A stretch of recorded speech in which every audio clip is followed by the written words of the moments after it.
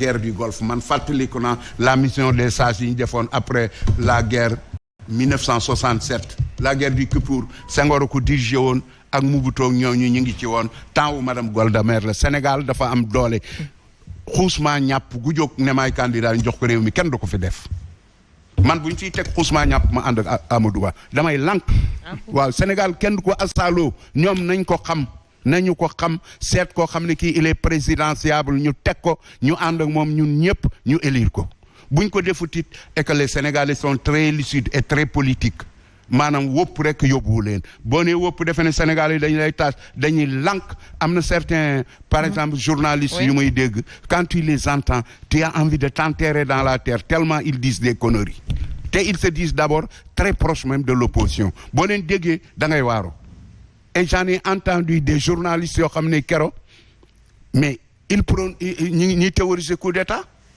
barke sëñ Touba maa ko dégg ñi théoriser fi coup d'état ñu ne bu waree nii il faut un coup d'état xam nañ li muy jur pays yi fi def coup d'état yëpp fan lañ dem ay journalistes ñoo ko wax père yaa ma leen gën a xam ay journalistes ñoo ko wax ay journalistes waaye mais grand Goumbala il faut cesser ce que vous dites waay bàyyi li ngay def waaye tamit waaye sa manipulation yi bàyyi ko tamit waaw d'accord sa manipulation yi ngay def nii sa manipulation yi ngay def nii bàyyi ko yàqkat nga yaa ngi dàq yàq waaw dama ne sa manipulation yi ngay def bàyyi ko defuma benn manipulation journaliste yi man mais yow kay waxal ne jàppale sama candidat bi rek waxal ne jàppale leen sama candidat bi moo gën sa wiiri wiiri yëpp waxal ne sama candidat bi jàppale leen ko moo gën Déthié Fall moo fi ne keneen néew. mu noonu waa kay loolu wàcc daanoo ci gën a gaaw. keneen fi ne wàcc daanoo ci gën a gaaw. d'accord si n'est pas là c'est Déthié Fall. d'accord keneen néew. mais wàcc moo daanoo ci gën a gaaw. ñàpp dong fi ne. d'accord ku leen di élire fii. mais tu as ton candidat mais laisse les autres aussi avec le candidat. loolu ngay théoriser Saliou. Saliou Gueye lépp lu yàqu fii dans l'opposition yaa ko yàq.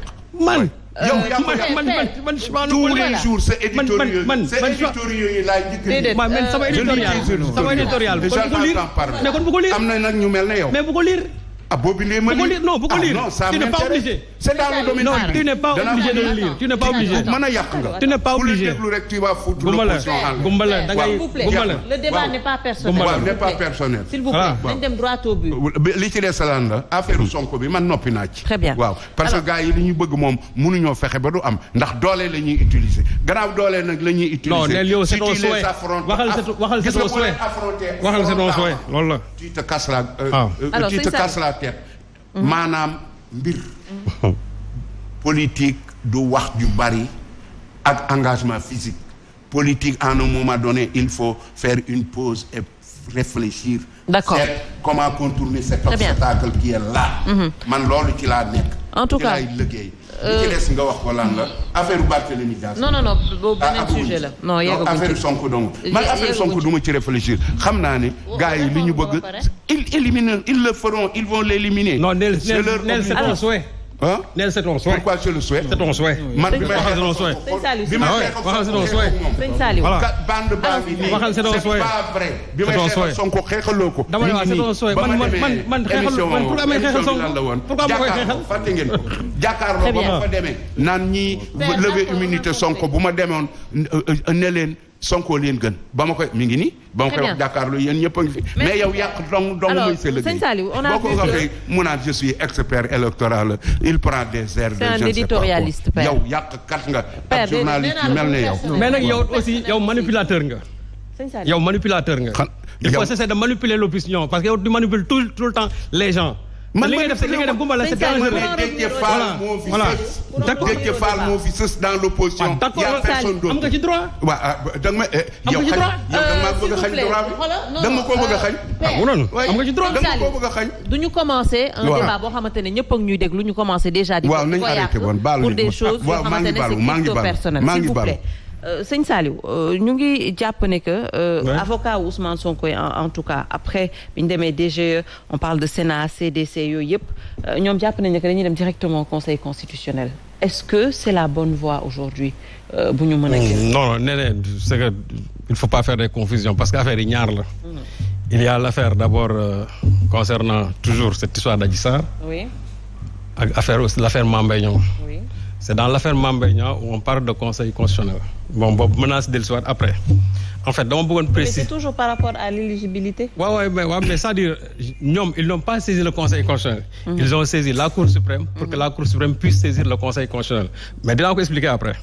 c'est-à-dire dama bëggoon wax rek à l'endroit de monsieur Kanté que ne une affaire c'est pas parce que l'affaire on attend qu'elle atteigne du moins l'autorité de la chose jugée pour que quand même pour qu'on applique la décision de justice sinon quand tey tribunal soo demee en première instance bu ñu la daanee peine ferme nga ne da ngay dugal appel ça n'a pas encore connu l'autorité de la chose jugée te terewul dañ lay jàpp dañ lay tëj ba keroog ngay dem appel su la appel bi daanele encore nga demaat au niveau de la Cour suprême ba li lay yoon yëpp may maintenant su fekkee l'autorité de la chose jugée en ce moment là su fekkente ne ex na Cour suprême buñ ko waree kase ñu kase ko mais cela ne veut pas dire que il faut qu'on attende du moins l'autorité de la chose jugée pour qu'on puisse quand même wax ne affaire bi kii duñ ko jox ay fiche de parrainage soo xoolee la loi sur la Cour suprême concernant les cas de recours suspensif en réalité cette matière électorale n'en fait pas du tout partie.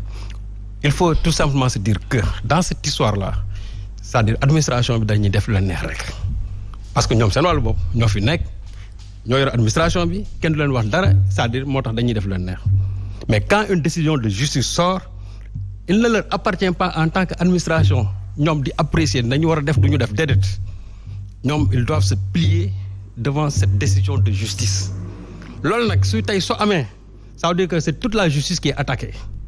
C'est pas Sonko qui est attaqué, ce ne sont pas les avocats, mais ça dit c'est la justice dans son ensemble qui est attaquée. Parce qu'il y a deux décisions de justice, et puis d'ailleurs, vous parlez de la chose jugée, mais Tiendel et WADG, dans un premier temps, ils avaient parlé de recours suspensif. Par la suite, qu'est-ce qu'ils disent? Il faut aller au niveau de la DAF. Mais ils n'ont jamais dit que l'autorité de la chose jugée. Donc cela veut dire que tey ñoom dañu nekk ci benn aussi mel melo boo xam ni xamatuñ lu ñu ciy génnee parce que tey ñu ne le recours est suspensif bu subaa ñu ne il ne nous appartient pas d'intégrer Sonko il faut aller au niveau de la DAF cette fois-ci nag defatuñ ko on barricade maintenant c'est-à-dire un service public mais un citoyen yow doo fa dugg la CDC aussi fait la même chose alors que ce sont des missions de service public qui doivent être au service des citoyens. Donc ça veut dire que dafa am palier boo xam ne actuellement ni bu extrêmement grave parce que gis nga li di xew nii il faut songer à demain parce que nii li ñuy def demain ñoom ils peuvent tomber dans le même revers li daloon waa PDS yi ba ñuy def la loi l'arrêt Ousmane Ngom boobu ñooñu tey loolu dafa dalal seen kaw donc li nga xam ne mu ngi liggéey tey jàppal ne bu subaa demee loolu mën na la dabaat. On est maintenant en face d'une administration, c'est-à-dire qui fait ce qu'elle veut, tout simplement. Parce que actuellement mënuñu motiver leen bu fekkonte ne yow kii ñëw da nga ko jox tegal ay texte ne ko texte yi moo tax mënu ma la jox fiche de parrainage nga mën wax mais léegi su fekkee ne dañuy barricader daan ne yow en tant que député mandataire d'un candidat parce que aujourd'hui quel que soit li gumbal la di wax Ousmane Sonko jusqu'à aujourd'hui il y a aucune décision de justice boo xamante ni xañ na ko pour mu mën a bokk ci élection. waxuma loolu de. waaw may ma rek. c'est pas vrai ce que tu me c'est pas vrai waxuma loolu waxuma décision de justice dama ne Sonko doole lañ koy jaay te danañ utiliser doole ji ba du nekk candidat loolu laa wax. waxuma justice. Très bien père. Allez-y. waaw et moi j'ai été toujours pour la candidature de Sonko ndax si Sonko est candidat il va nous faciliter les élections ndax doo campagne te da nga gagner loolu laa wax. pare nga waaw léegi li ma wax du ma si jógee dama ne yow bu fekkee ne da ngay wax ne Sonko ci boppam dañ koy éliminer tu es dans la météo politique moo tax ma ne loolu excès guñ ci mais jusqu'au moment où l'on parle laa wax bañ ko jéemee ak Karim Wade dañoo réussir jéem ko ak Khalifa Sall